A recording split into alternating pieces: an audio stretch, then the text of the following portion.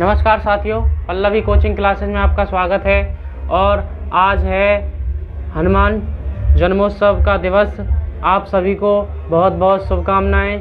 हनुमान जी आप सभी की मनोकामनाएं पूर्ण करें, आप सभी पर अपना आशीर्वाद बनाए रखें। आप बढ़ते हैं हम अपने नए टॉपिक क्या पुराना टॉपिक ये लहसे व मैसे की कक्षा नंबर 5।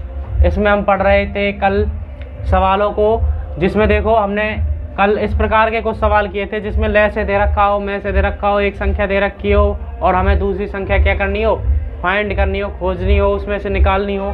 और आज हम उसी प्रकार की प्रश्नों की श्रृंखला में आगे बढ़ रहे हैं। देखो इसमें क्या दिया गया है, 12 के 2 गुणजों का लैस है 1056 है। यदि इसमें से एक संख्या 132 है तो दूसरी संख्या ज्ञात करो। इसको ज्ञात करने के लिए जैसे हमने कल जो सूत्र लगाया था, कल जो फॉर्मूला लगाया था, उसी के ऊपर काम करेंगे। अब देखो हमें यहाँ पर 12 के 2 गुणज दिए गए हैं। क्या दिए गए हैं? 12 के 2 गुणज जिनका लैसे दिया गया है 1056। यदि इनमें से एक संख्या 132 है तो हमें क्या निकालनी है, दूसरी संख्या ज्ञात करनी है। ये वही तरीका, बस हमें समझना है कि इसमें मैं से तो दिया ही नहीं गया है। समझ में आ रही बात? तो देखो मैं से यहाँ पर दिया गया है वो किस प्रकार से, ये रहा 12 क्या है, मैं से कितना दिया गया है 12, क्योंकि मैं से जो होता है वो संख्याओं का क्या होता है, गुणज ही तो होता है ना। जैसे 12, 24, 48 ये सब संख्याएं 12 की क्या है, गुणज। तो इनमें से ये 132 भी क्या है, 12 का गुणज ही है। 12 का गुणा जब हम 11 से करेंगे तो अपने पास 132 प्राप्त होता है। तो देखो यहाँ मैं से का मान आ गया 12 और ले से अपने पास दे रखा है 1056। इनमें से एक संख्या है 132। तो हम क्या करेंगे, देखो a इंटू बी बराबर ले से गुणा में मैं से। एक संख्या है 132, इसमें से हमें b निकालनी है। लैसे का मान दे रखा है 1056 और गुणा में है मैं से 12। अब क्या करेंगे, b का मान निकालने के लिए 1056 गुणा 12 बटे 132। ये बटे में क्यों आया, क्योंकि इधर गुणा में था, इधर आके भाग में चला जाएगा। अब 12 से इसको काटेंगे, ये कट जाएगा 11 बार। कितने बार कटेगा, 11 बार। और अब b बराबर देखो क्या आएगा यहाँ पर, 1056 बटे में 11। अब 11 का भाग हमें लगाना है कितने में, 1056 में। 1056 में हम 11 का भाग लगाएंगे तो 11 एकम 11, 11 पंजू। तो ये कितनी बार जा रहा है, देखो 9 बार। कितनी बार जा रहा है, 11 9 99।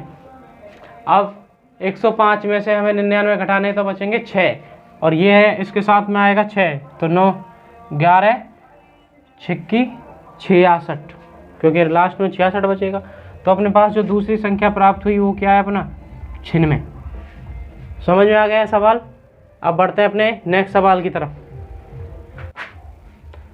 अब देखो अपना दूसरा सवाल है आज का। इसमें दिया गया है 2 संख्याएं 3:4 के अनुपात में है तथा इनका लैस है 84 है। इनमें से बड़ी संख्या कौन सी होगी। मतलब हमारे पास 2 संख्याएं दे रखी हैं 3:4 और 4 के अनुपात में। तो हम यहाँ से देखो इसको हल कैसे करेंगे। हमारे पास दिया गया है पहली संख्या अनुपात दूसरी संख्या।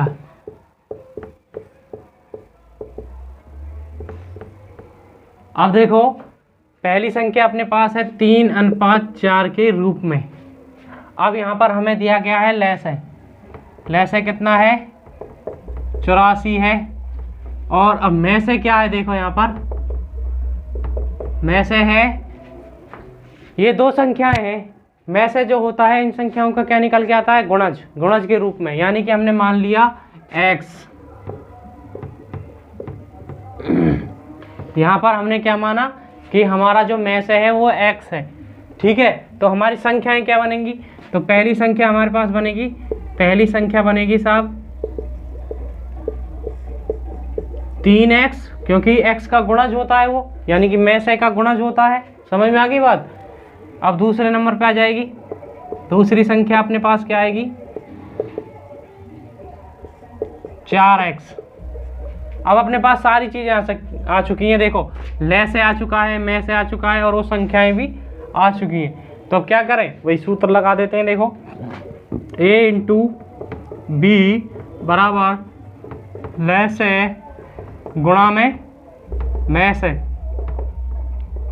ये सूत्र है अपना। इस सूत्र में सभी संख्याओं को पुट करेंगे। देखो 3x गुणा में 4x बराबर ले से का मान कितना है 84 और गुणा में x। अब यहाँ पर देखो क्या आएगा, x से तो एक x से x कट जाएगा दोनों तरफ से। देखो ये x है, ये भी x है, कट गया। ठीक है, इधर क्या बचेगा, देखो 3 चौक 12x और इधर क्या बचेगा 84। तो x बराबर आ जाएगा अपने पास 84/12। तो x का मान क्या आ गया, x का मान आ जाएगा 7। x का मान आ गया 7। अब हमें निकालना है, देखो प्रश्न के हिसाब से, कि बड़ी संख्या कौन सी है। क्या निकालना है यहाँ पर, बड़ी संख्या। तो बड़ी संख्या कैसे निकालेंगे, देखो इन दोनों में रखो मान। तो 3 इंटू में 7 तो बराबर आ जाएगा 21, और दूसरी संख्या क्या होगी 4 गुणा में 7 बराबर 28। तो इन दोनों में से बड़ी संख्या कौन सी है 28। तो अपना आंसर क्या हो जाएगा यहाँ पर 28। अब ये सवाल है जो एसएससी की परीक्षा 2010 में पूछा गया था, और पिछला सवाल है जो 2009 में पूछा गया था। तो एसएससी की परीक्षा में भी ऐसे सवाल पूछे जाते हैं। अब बढ़ते हैं अपने अगले सवाल की तरफ। देखिए अब अपना अगला सवाल है जो एसएससी की परीक्षा 2010 में ही पूछा गया था। इसमें देखो क्या दिया गया है, 29 से बड़ी दो संख्याओं का में से। अब ये थोड़ा सा जो हमने पिछले सवाल किए हैं उससे थोड़ा सा डिफरेंट है, लेकिन सूत्र उसमें इसमें भी यही लगने वाला है। देखो किस प्रकार से लगेगा, 29 से बड़ी दो संख्याओं को में से दे रखा है 29 और ले से दे रखा है ये संख्या 4147। इन संख्याओं का योग कितना है। इस बार इसमें क्या पूछा गया है, योग पूछा गया है दोनों संख्याओं का। तो पहले तो हमें दोनों संख्याएं ज्ञात करनी है। वो क्या है 29 से बड़ी, यानी कि हमने माना पहली संख्या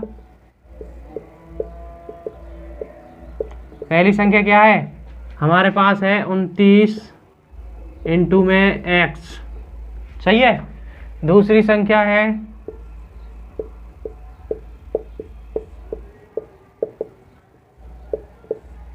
29 इंटू में y। अब हमने यहाँ पर 29 क्यों लिया है, क्योंकि हमारा में से जो है वो क्या है 29 है, और जो संख्याएं होती हैं वो क्या होती हैं में से का गुणज होती हैं। तो ये में से का गुणज ही तो है 29x और 29y, ये हमारी दो संख्याएं हो गई। अब हमें दिया गया है में से क्या है हमारे पास, में से है 29 और ले से का मान क्या है, ले से का मान है 4147। अब हमें निकालना है यहाँ से संख्याओं के मान। अब देखो किस प्रकार से करेंगे इस सवाल को। तो हमने जो सूत्र पढ़ा था a इंटू में b बराबर ले से इंटू में से, ठीक है। अब तो a संख्या क्या है अपने पास 29x और b संख्या क्या है इंटू में 29y बराबर अपने पास निकल के आएगा ले से क्या है 4147 गुणा में 29। अब देखो यहाँ पर क्या है 29 और x और y, ठीक है। तो अब हमें इसमें मान निकालेंगे तो किस प्रकार से करेंगे, देखो x गुणा में y, क्योंकि ये तो हमें मान निकालनी है। तो यहाँ क्या देखो 29 गुणा 29 है, तो इसको ले जाएंगे दूसरी तरफ जाएगा ये भाग में 4147 गुणा में 29 बटे में क्या आ जाएगा 29 गुणा में 29। तो एक 29 से तो 29 कट गया, चाहिए। अब 29 का भाग लगाएंगे हम इसमें, x इंटू वाई बराबर क्या आएगा, देखो ये आएगा अपने पास 29 में जब हम भाग लगाएंगे तो अपने पास कितनी बार जा रहा है ये, या फिर हम देखो इसको आसानी से कर सकते हैं। इसको क्या कर लें गुणनखंड कर लेते हैं। अब गुणनखंड देखो किस प्रकार से करेंगे, इस प्रकार से देखो 4147। अब हमें ये तो पता है कि इसमें 29 का भाग जाना है, सीधी सी बात है, और 29 का जब भाग जाएगा तो हम दे लेते हैं, वो भाग देते हैं 29 का, तो अपने पास जाएगा ये एक बार और उसके बाद 4 और 3, 143 बार जाएगा। कितनी बार जाएगा? 143 बार। अब यहाँ से ये कट जाएगा 29 से, ये 143 बार, ये कट गया साहब 143 बार। अब हमें पता है 143 जो होता है इसके भी हम क्या कर सकते हैं, गुणनखंड कर सकते हैं। यहाँ हम इससे 11 से भाग दें तो 11 से देंगे तो अपने पास आएगा 13, और 13 से देंगे तो अपने पास आएगा 1। यानी कि हमने इसके भी गुणनखंड कर लिए, तो इसके गुणनखंड क्या आ गए, 11 गुणा 13। अब अपने पास दो संख्याएं बन गई। देखो यहाँ जिस प्रकार से लिखा हुआ है हमने इसको तोड़ के 143 को तोड़ के 11 गुणा में 13 लिख दिया। समझ में आ गई बात? यानी कि यहाँ पर हम लिख सकते हैं कि x का मान क्या हो सकता है, 11, और y का मान 13। उल्टे भी हो सकते हैं, ये कोई ज़रूरी नहीं है भाई। कोई इसको अगर लिखना चाहे 13 गुणा 11 तो ऐसे भी लिख सकता है, और इसको कोई 11 गुणा 13 लिखना चाहे तो ऐसे भी लिख सकता है। x का मान 13 भी ले सकते हैं और 11 भी ले सकते हैं, कोई से भी ले सकते हैं, हमें तो केवल संख्याएं निकालनी है। अब देखो x का मान लिया मैंने 11, तो अपने पास पहली संख्या क्या बनेगी, 29 गुणा में 11, और दूसरी बनेगी 29 गुणा में 13। तो देखो अपने पास क्या क्या संख्या निकल के आ रही हैं। जब हम 29 गुणा 11 करते हैं तो अपने पास आता है ये हो जाएगा 319, और जब हम 29 गुणा 13 करते हैं तो अपने पास आता है 377।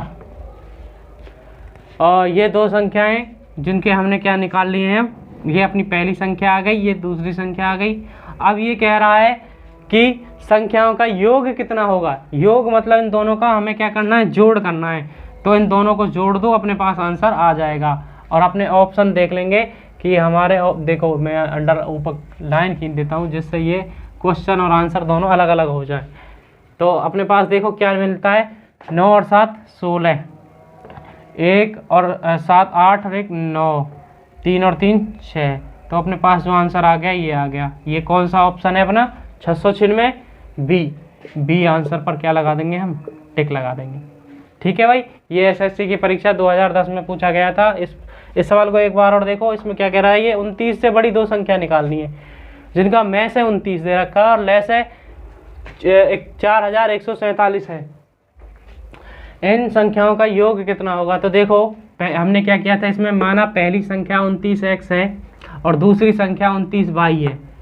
हमने मान लिया है ये दोनों अलग अलग हैं और मैं से का गुणा इनसे कर दिया है। पहली संख्या x, दूसरी संख्या y, और मैं से का गुणा कर दिया, क्योंकि ये मैं से के क्या होते हैं, गुणज। और मैं से और ले से के मान हमें दे रखे थे, और हमारा सूत्र जो होता है उस सूत्र के अनुसार हमने संख्याओं को मान रख दिया। उससे x और y के दो गुणनखंड बना लिए जो कि अपने पास क्या आ गए, 11 गुणा 13। सबसे छोटे यही थे इसलिए यही आए हैं इसमें। और फिर 29 गुणा 11 किया तो 319 आ गया, और 29 गुणा 13 किया तो 377 आ गया। इन दोनों को जोड़ा तो 696 अपना क्या आ गया, आंसर। आपको ये सवाल समझ में आ गया हो गया। अब बढ़ते हैं अपने अगले सवाल की तरफ, सवाल नंबर 4 की तरफ। अब देखो हम बढ़ रहे हैं अपने अंतिम सवाल की तरफ, जिसमें दिया गया है यदि दो संख्याएं 5:6 में हैं और इनका में से 4 दिया गया है तो और इनका ले से कितना होगा। बस हमें इसमें ले से निकालना है। तो देखिए कैसे करेंगे इसको, इसका हल निकालने के लिए क्या करेंगे। देखो दो संख्याएं दी गई हैं 5:6, तो पहली संख्या अनुपात दूसरी संख्या क्या दिया गया है, 5:6, और में से दिया गया है 4। हम जानते हैं कि जो संख्याएं होती हैं वो में से का क्या होती हैं, गुणज होती हैं। तो पहली संख्या क्या निकल के आएगी, पहली संख्या आएगी अपने पास 5 गुणा में 4, और दूसरी संख्या आएगी